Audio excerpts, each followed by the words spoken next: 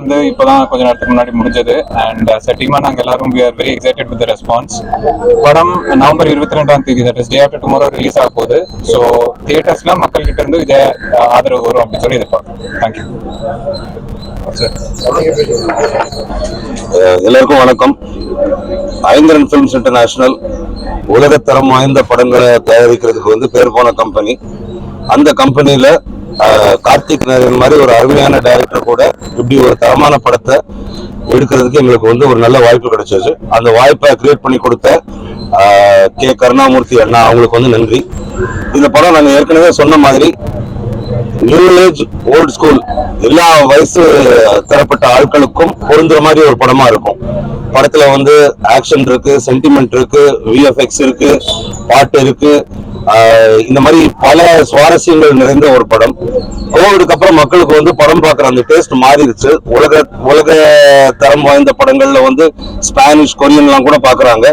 எல்லாத்துடைய ஸ்டாண்டர்ட்ஸையும் meet பண்ற அளவுக்கு எல்லா தரப்பு ஆட்களுக்கும் பிடிக்கிற மாதிரி ஒரு படத்தை வந்து கார்த்திக் நாராயண் எடுத்திருக்காரு. ரொம்ப கிரிப்பிங்கா இருக்கும். படத்துடைய ஃபர்ஸ்ட் ஹாஃப் விறுவிறுப்பா இருக்கும், செகண்ட் ஹாஃப் அதை விட விறுவிறுப்பா இருக்கும். படத்துடைய ஹைலைட் வந்து கிளைமேக்ஸ் தான். அதை இப்ப பார்த்தவங்க எல்லாரும் தெரிஞ்சிருப்பீங்க. இந்த படத்தை வந்து எல்லாரும் வந்து தியேட்டர்ல வந்து கண்டிப்பா பார்க்கணும்னு நாங்க வந்து விருப்பப்படுறோம். இது ஒரு absolute theatrical experience. Sound, music, cinematography இது எல்லாமே ரொம்ப பிரமாதம். படத்துல நடிச்சவங்க நீங்க வந்து பாத்தீங்கன்னா சில நேரங்களில் சில படங்கள்ல குற்றச்சாட்டு இருக்கும், இவங்க எல்லாம் சும்மா வந்துட்டு போனாங்க அப்படின்ட்டு. அப்படி இல்லாம ஒவ்வொரு கேரக்டருக்கும் அவ்வளவு இம்பார்ட்டன்ஸ் கொடுத்து அந்த கதைக்கு சேர்ந்து ஒரு முக்கியத்துவம் கொடுத்து ஒரு ஹைப்பர் லிங்க் த்ரில்லரா எதையுமே கெஸ் பண்ண முடியாம அடுத்தது என்ன நடக்கும்ட்டு எல்லாரையும் அப்படியே வந்து யோசிக்க வச்சு அட் த சேம் டைம் குழப்பமே இல்லாம இந்த படத்துல எல்லா முடிச்சுகளையும் கரெக்டா கார்த்திக் நாராயண் வந்து அவுத்து கடைசியில வந்து அதை வந்து முடிச்சது வந்து ரொம்ப ஒரு பிரில்லியண்டான முயற்சி. கார்த்திக் நாராயண் நாங்க ப்ரொடக்ஷன் சார்பா சொல்றோம், he is always a pleasure to work with. he is a producer's director. அது பட்ஜெட்டா இருக்கட்டும், என்னத்தை அவர் வந்து சொன்னாரோ அது வந்து ஸ்கிரீன்ல கொண்டு வந்து சேர்க்கிறதா இருக்கட்டும், அவரை விட சிறப்பா யாரும் பண்ணி நாங்க பார்த்தது கிடையாது.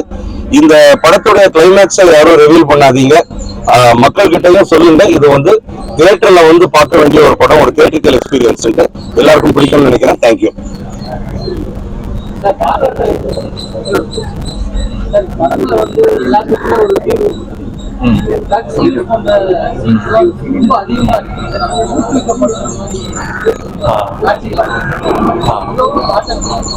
இல்லைங்க, அது ஆக்சுவலா வந்து நாங்க எந்த இடத்துலயும் குளோரிஃபை பண்ணணும் அப்படின்னு சொல்லி வைக்கல. இல்ல பிரதர், நீங்க கேக்குற சில விஷயங்கள் வந்து அது ஸ்பாய்லர் ஜோன்குள்ள வந்து போகுது. சோ அதனால நீங்க ஃபர்ஸ்ட் கேட்ட கேள்விக்கு மட்டும் நான் பதில் சொல்லிக்கிறேன். ஏன்னா வந்து நாங்க இத எந்த விதத்திலயும் குளோரிஃபை பண்ணணும் அப்படின்னு சொல்லி வந்து பர்பஸா வச்சது கிடையாது. இப்போ வந்து நமக்கு கதைக்கு சில விஷயங்கள் தேவைப்படுது, அந்த கேரக்டரோட மைண்ட் செட் எக்ஸ்பிளைன் பண்றதுக்கு சில விஷயங்கள் தேவைப்படுது அப்படிங்கிற அந்த ஒரு ரீசன்ஸாக தான் வச்சோமே தவிர இட் வாஸ் நாட் குளோரிஃபை.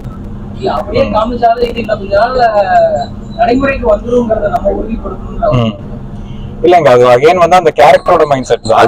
அது வந்து இந்த படத்துடைய கேரக்டர் அப்படி சொல்றாரே தவிர நம்ம பப்ளிக்கு அனுப்புற மெசேஜ் கிடையாது. எதுக்கு அது இங்க வந்து லீகல் ஆக போறதே கிடையாது, அது எங்களுடைய விருப்பமும் கிடையாது.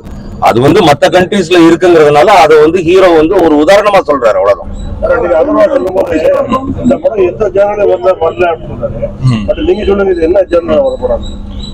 இதுல வந்து இல்ல ஜானரா வந்து பாத்தீங்கன்னா இட்ஸ் a thriller film. இதுல வந்து நிறைய எமோஷன்ஸ் வந்து இருக்கும், நம்ம கரெக்டா ஒரு இதுல வந்து அடக்கிட முடியாது. பட் ஜானர் வைஸ் கேட்டீங்கன்னா இட்ஸ் a thriller படம்.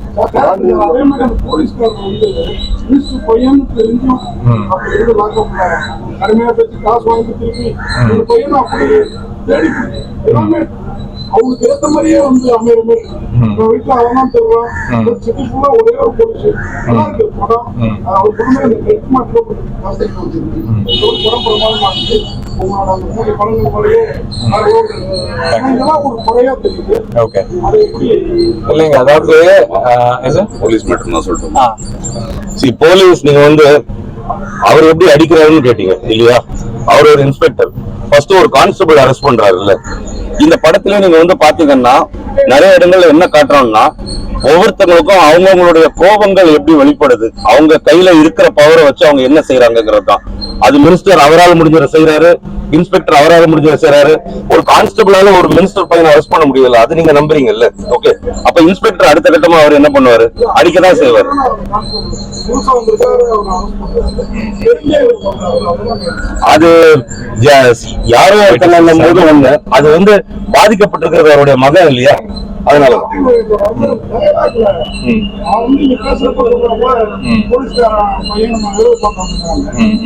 யாருமே தெரியாத